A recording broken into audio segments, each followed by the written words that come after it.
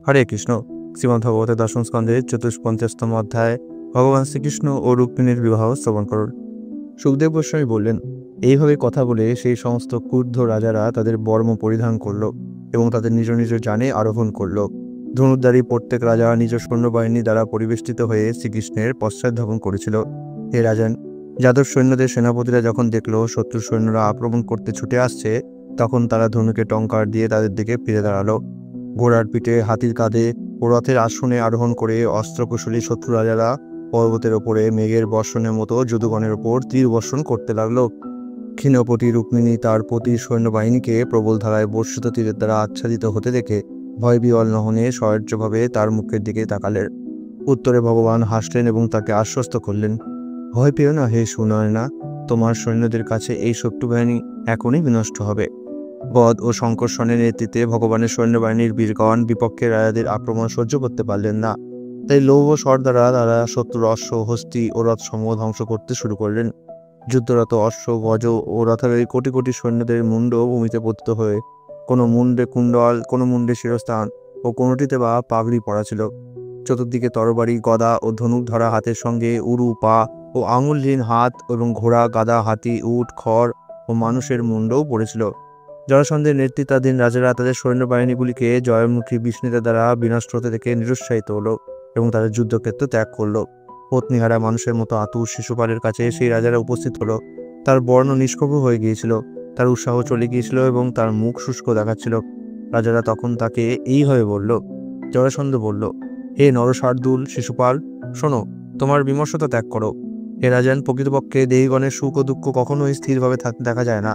কোনো নারী সাজের কাঠের পুতুলের যেমন পুতুল নাচিয়ে ইচ্ছায় নৃত্য করে, তেমনি ভগবানের নিয়ন্ত্রিত এই জগৎ সুখ ও দুঃখ উভয়ের মাঝেই সংগ্রাম করছে। যুদ্ধে কৃষ্ণের সঙ্গে আমাকে এবং তোমার 23টি সৈন্যবাহিনীকে 17 বার পরাজয় বহন করতে হয়েছিল। কেবলমাত্র একবার আমি তাকে পরাজিত করতে পেরেছিলাম, কিন্তু তবুও আমি কখনো শোক বা আনন্দ করিনি, কারণ আমি জানি এই জগৎ কালচক্রে এবং অদৃষ্টের প্রভাবে চালিত হয়ে থাকে। আর এখন আমরা সকলে সেনাপতিদের মধ্যক্ষরা কৃষ্ণের দ্বারা সুরক্ষিত যদুবাহিনী ও তাদের সামান্য কজন অনুগামীদের কাছে পরাজিত হয়েছি। আমাদের শত্রুরা জয়ী হয়েছে কারণ এখন কাল তাদের অনুকূলে রয়েছে, কিন্তু ভবিষ্যতে যখন কাল আমাদের পক্ষে মঙ্গলজনক হবে, তখন আমরাই বিজয়ী হব। সুখদেব গোস্বামী বললেন, এইভাবে তার মিত্রদের পরামর্শ মেনে শিশুপাল তার অনুগামীদের সঙ্গে নিয়ে রাজধানীতে ফিরে গেল। অবশিষ্ট যোদ্ধারাও তাদের নিজ নিজ নগরীতে প্রত্যাবর্তন করল। অধিকন্তু বলবান রুক্মী কৃষ্ণের প্রতি বিশেষভাবে বিদ্বেষ ভাবাপন্ন হয়ে উঠেছিল। তাই কৃষ্ণ রাক্ষস মতে বিবাহ করার জন্য তার ভগিনীকে নিয়ে চলে যাচ্ছে, এই ঘটনা সে সহ্য করতে পারেনি। তাই সমগ্র সৈন্যবাহিনী নিয়ে সে ভগবানের পশ্চাৎধাবন করল।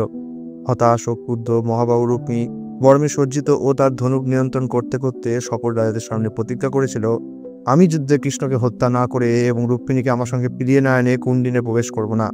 আমি তোমাদের কাছে এই প্রতিজ্ঞা করলাম। এই কথা বলে সে তার রথে আরোহণ করল এবং সারথীকে বলল, যেদিকে কৃষ্ণ রয়েছে সেদিকে সত্তর অশ্বদের চালনা করো, অবশ্যই তারও আমার যুদ্ধ হবে। এই দুষ্ট মনোভাবাপন্ন গোপবালক তার সহ্য দ্বারা মোহগ্রস্ত হয়ে বলপূর্বক আমার ভগিনীকে অপহরণ করেছে, কিন্তু আজ আমি আমার তীক্ষ্ণ তীর দ্বারা তার অহংকার দূর করব। এইভাবে সদন্তে বলতে বলতে ভগবানের প্রকৃত ক্ষমতা বিষয়ে অজ্ঞ মূর্খ রুক্মী তার একমাত্র রথে শ্রীগোবিন্দের সমীপবর্তী হলো এবং দাঁড়াও এবং যুদ্ধ করো এই বলে তাকে প্রতিদ্বন্দ্বিতায় আহ্বান করল। রুক্মী অত্যন্ত দৃঢ়তার সঙ্গে তার ধনুক আকর্ষণ করে শ্রীকৃষ্ণকে 3 বার আঘাত করল। তারপর সে বলল, ওহে যদুকুল দূষণ, ক্ষণকাল এখানে দাঁড়াও। যজ্ঞের হবি চুরি করে পালানো কাকের মতো তুমি আমার ভগিনীকে অপহরণ করে যেখানেই নিয়ে যাও, আমি পিছনে যাব। আজই আমি তোমার অহংকার দূর করব। তুমি নির্বোধ, তুমি প্রতারক, তুমি যুদ্ধ কপট। আমার তীরগুলির আঘাতে নিহত হয়ে শুয়ে পড়বার আগেই কন্যাটিকে মুক্ত করে দাও। এর উত্তরে শ্রীকৃষ্ণ হাসলেন এবং 6টি তীর নিক্ষেপণের দ্বারা তিনি রুক্মীকে আঘাত করলেন এবং তার ধনুকটি ভেঙে দিলেন। রুক্মীর 4টি অশ্বকে 8টি তীর দ্বারা এবং তার সারথীকে 2টি দ্বারা এবং রথের ধ্বজাকে 3টি তীর দ্বারা ভগবান বিদ্ধ করলেন। রুক্মী অন্য ধনুকটি গ্রহণ করে 5টি তীর দ্বারা ভগবান শ্রীকৃষ্ণকে বিদ্ধ করল। এই সমস্ত অনেক তীরের আঘাত পেলেও ভগবান অচ্যুত আবার রুক্মীর ধনুক ভেঙে দিলেন। রুক্মী তবু অন্য ধনুক গ্রহণ করল, কিন্তু অচ্যুত ভগবান সেটিকে খণ্ড খণ্ড করে ভঙ্গ করে ফেললেন। পরিঘ, পট্টিস, তরবারি, চর্ম, শূল, তোমর যে যে অস্ত্র রুক্মী ধারণ করেছিল সমস্তই শ্রীহরি আঘাতের দ্বারা চূর্ণ করলেন। তারপর রুক্মী তার রথ থেকে লাফ দিয়ে নামল এবং ক্রুদ্ধ হয়ে খড়গ হাতে কৃষ্ণকে হত্যা করার জন্য পাখি যেমন উড়ে যায় তেমনভাবে তার দিকে ধাবিত হলো। রুক্মী তাকে আক্রমণ করলে ভগবান তীর নিক্ষেপ করলেন, যা রুক্মীর তরবারি ও ঢাল তিল তিল খণ্ডে ছেদন করেছিল। ভগবান শ্রীকৃষ্ণ অতঃপর তার নিজ তীক্ষ্ণ তরবারি গ্রহণ করলেন এবং রুক্মিণীকে হত্যার জন্য প্রস্তুত হলেন। সতী রুক্মিণী তার ভ্রাতাকে বধ করার জন্য শ্রীকৃষ্ণকে উদ্যত হতে থেকে বিহ্বল হলেন। তার পতি চরণে পতিত হয়ে কাতরভাবে তিনি বলতে লাগলেন। শ্রী রুক্মিণী বললেন, হে যোগেশ্বর, হে অপরিমেয়, হে দেবদেব, হে জগন্নাথ, হে সর্বমঙ্গলময় মহাভুজ, কৃপা করে আমার ভ্রাতাকে হত্যা করবেন না। সুখদেব গোস্বামী বললেন, চরম ভয়ে রুক্মিণীর সকল অঙ্গ যখন কাঁপতে থাকলো তখন তার মুখ শুষ্ক হলো। মহাশোকে তখন তার কণ্ঠ অবরুদ্ধ হয়ে গেল। তার কাতরতায় তার সুবর্ণ কণ্ঠহার স্খলিত হয়েছিল। তিনি শ্রীকৃষ্ণের দুই চরণ ধারণ করলে ভগবান করুণা অনুভব করে নিবৃত্ত হলেন। শ্রীকৃষ্ণ সেই দুষ্কৃতীকে একটি বস্ত্রখণ্ড দিয়ে বেঁধেছিলেন। তারপর স্থানে স্থানে তার গোপ ও চুল অংশত অবশিষ্ট রেখে মুন্ডন করে তিনি রুক্মিণীকে বিকৃত রূপ করতে লাগলেন। সেই সময় হাতি যেমন পদ্ম বিচলিত করে, যদুবীরগণ তেমনিভাবে তাদের বিকক্ষে অসামান্য সৈন্যবল দমন করেছিলেন। যখন যদুগণ শ্রীকৃষ্ণের কাছে উপস্থিত হলো তখন তারা রুক্মিণীকে এমন কাতর অবস্থায় লজ্জায় মিশপায় দেখতে পেল। সর্বশক্তিমান বলরাম এইভাবে রুক্মিণীকে থেকে করুণাবশে তাকে মুক্ত করে দিয়ে শ্রীকৃষ্ণকে এইভাবে বললেন। শ্রী বলরাম বললেন, প্রিয় কৃষ্ণ, তুমি অযথা আচরণ করছো। এমন কাজ আমাদের পক্ষে লজ্জাজনক, কারণ কোনো নিকট আত্মীয় সূক্ষ্ম কেশ মুন্ডন করে দিয়ে বিকৃত রূপ করা তাকে হত্যা করারই সমান। সাধ্বী, তোমার ভাতার বিকৃত হওয়ার ফলে উদ্বিগ্ন হয়ে আমাদের প্রতি অসন্তুষ্ট হয়েও না। নিজের সুখ ও দুঃখের জন্য অন্য কেউই দায়ী হয় না, তার মানুষ তার আপন কর্মফলই ভোগ করে। পুনরায় শ্রীকৃষ্ণকে উদ্দেশ্য করে বলরাম বললেন, কোনো আত্মীয় বন্ধু নিজের দোষে তার মৃত্যুদণ্ড প্রাপ্ত হলে তাকে হত্যা করা উচিত নয়, বরং পরিবার থেকে তাকে ত্যাগ করা উচিত। কারণ ইতিমধ্যেই তার পাপের ফলে সে নিহত হয়েছে, কেন আবার তাকে হত্যা করবে? রুক্মিণীর দিকে ফিরে বলরাম বলতে লাগলেন, ব্রহ্মা দ্বারা প্রতিষ্ঠিত ক্ষত্রিয় ধর্ম নির্দেশ করছে যে কোনো মানুষ তার নিজের ভ্রাতাকেও হত্যা করতে পারে। সেটি বাস্তবে কি অত্যন্ত নিদারুণ বিধি। পুনরায় বলরাম শ্রীকৃষ্ণকে উদ্দেশ্য করে বললেন, আপন ঐশ্বর্যের গর্বে অন্ধ হয়ে অহংকারী মানুষ রাজ্যপাট, ভূমি, সম্পদ, নারী, মান মর্যাদা, শক্তি, সামর্থ্যের মতো অনেক কিছুর জন্য অন্য সকলকে ব্যতীত করে থাকে। রুক্মিণীকে বলরাম বললেন, তোমার মনোভাব যথার্থ নয়, কারণ তোমার প্রকৃত শুভাকাঙ্ক্ষীদের প্রতি যারা অনিষ্টকারী এবং সকল জীবের প্রতি যারা বৈরীভাবাপন্ন, তুমি অজ্ঞ মানুষের মতো তাদেরই মঙ্গল আকাঙ্ক্ষা করো। ভগবানের মায়া মানুষকে তার প্রকৃত স্বরূপ ভুলিয়ে রাখে এবং তার দেহকে আত্মরূপে গ্রহণ করে তারা অন্যান্যদের বন্ধু, শত্রু বা নিরপেক্ষ মনে করে থাকে। মানুষ যেমন আকাশের জ্যোতি কিংবা শুধুমাত্র আকাশকেই দুটি ভিন্ন সত্তা বলে মনে করে, তেমনি যারা মোহগ্রস্ত তারাও সমস্ত দেহধারী সত্তার মধ্যে অধিষ্ঠিত একই পরমাত্মাবাদ নামে নানা অনুধাবন করে থাকে। এই জড়দেহ যেটির সৃষ্টি এবং বিনাশ হয়ে থাকে সেটি বিভিন্ন প্রাকৃতিক উপাদান, ইন্দ্রিয়াদি এবং প্রকৃতির গুণাবলী দ্বারা গঠিত হয়েছে। জড়জাগতিক অবিদ্যার ফলেই আরোপিত এই দেহটি জীবের জন্ম ও মৃত্যুর চক্রে আবর্তিত হওয়ার অভিজ্ঞতা সৃষ্টি করে থাকে। হে সতী, অসার জড়জাগতিক বস্তুর সঙ্গে আত্মার কখনো সংযোগ কিংবা বিচ্ছেদ হয় না, কারণ আত্মা সেই সব কিছুরই মূল বস্তু ও প্রকাশক। আত্মা তাই সূর্যেরই মতো বিরাজমান এবং তার সঙ্গে দর্শনেন্দ্রিয়ের বাস্তবিকটি সংযোগ কিংবা বিচ্ছেদ ঘটে না। জন্ম ও অন্যান্য রূপান্তর দেহেরই হয়, কিন্তু আত্মার কখনো তা হয় না। ঠিক যেমন চন্দ্রকলার পরিবর্তন হয়, কিন্তু কখনোই চন্দ্রের পরিবর্তন হয় না, যদিও অমাবস্যার দিনটিকে চন্দ্রের মৃত্যু বলা যেতে পারে। কোনো ঘুমন্ত মানুষ যেমন ইন্দ্রিয় ভোগের বিষয়াদি ও তার কর্মের ফল স্বপ্নের মায়ার মধ্যে স্বয়ং উপলব্ধি করে, তেমনিভাবে কোনো মূঢ় ব্যক্তিও সংসার দশা ভোগ করতে থাকে।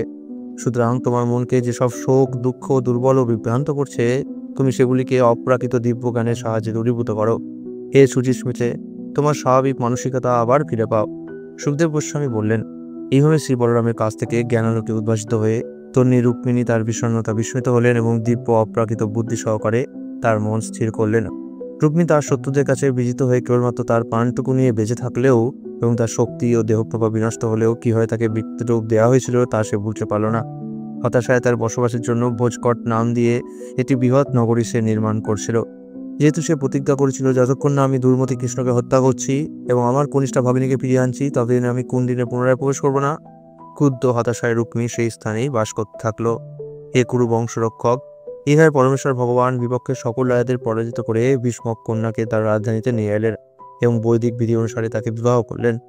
এই সময় হে রাজন, যদুপুরীর নাগরিকগণ কেবলমাত্র যদুপতি শ্রীকৃষ্ণকেই ভালোবাসত, তাই সেখানকার সকল গৃহে মহোৎসব উদযাপিত হয়েছিল। সমস্ত নারী পুরুষ মহানন্দে উজ্জ্বল মণিরত্নাদি ও কুণ্ডলে বিভূষিত হয়ে বিবাহের উপহার সামগ্রী নিয়ে এসেছিল এবং সেইগুলি তারা শ্রদ্ধার সঙ্গে বিচিত্র বসনে বিস্মিত বড় বধূকে নিবেদন করেছিল। বিস্মিতের নগরী অতি সুন্দর হয়ে উঠেছিল। সুউচ্চ উৎসব তম্ব এবং ফুলমালা, কাপড়ের পতাকা ও মূল্যবান রত্ন দিয়ে সুসজ্জিত তোরণ করা হয়েছিল। মাঙ্গলিক জলপূর্ণ কুম্ভ, সুগন্ধি অপরূপ ধূপ ও দ্বীপের আয়োজনে প্রতিটি গৃহদ্বার সুশোভিত হয়ে উঠেছিল। বিবাহে আমন্ত্রিত অতিথি স্বরূপ প্রিয়জন রাজাদের প্রমত্ত হাতিগুলি নগরীর পথগুলি পরিষ্কার পরিচ্ছন্ন করে রেখেছিল। এবং এই হাতিগুলি দাঁড়ে দাঁড়িয়ে কদলী ও গুবাব বৃক্ষ স্থাপন করে নগরীর সৌন্দর্য আরও বর্ধিত করেছিল। যারা কুরু, সিঞ্জয়, কৈকেয়, বিদর্ভ, যদু ও কুন্তি বংশীয় রাজ পরিবারগুলি থেকে এসেছিলেন, তারা মহানন্দে ইতস্তত ধাবমান মানুষদের ভিড়ের মধ্যে পরস্পরের সঙ্গে আনন্দে মিলিত হয়েছিলেন। সর্বত্র মহিমা কীর্তিত রুক্মিণী হরণের কথা শ্রবণ করে রাজা ও তাদের রাজকন্যাগণ সম্পূর্ণরূপে বিস্মিত হয়েছিলেন। সকল ঐশ্বর্যাধিপতি শ্রীকৃষ্ণকে লক্ষ্মী দেবী শ্রীমতী রুক্মিণীর সঙ্গে মিলিতভাবে দর্শন করে দ্বারকার নগরবাসীরা মহা আনন্দে আনন্দিত হয়েছিলেন। এটি শ্রীমদ্ভগবতে দশম স্কন্ধে শ্রীকৃষ্ণ ও রুক্মিণীর বিবাহ নামক চতুর্পঞ্চদশ অধ্যায়ে কৃষ্ণ কৃপা শ্রীমতী শিল অবচরণারবিন্দ ভক্তিবেদান্ত স্বামী প্রভুপাদের দীনহীন দাসবৃন্দ কৃত অনুবাদ সমাপ্ত হল। হরে কৃষ্ণ।